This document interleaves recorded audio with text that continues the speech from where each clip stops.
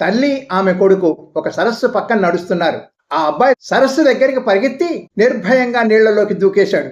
అతన్ని ఆశ్చర్యంగా చూసిన తల్లి వాడి వెంట ఒక మొసలి కూడా వెంబడించడం చూసి, వీలైనంత పెద్దగా మొసలి తరువుకొస్తోందిరా, త్వరగా ఒడ్డుకురా.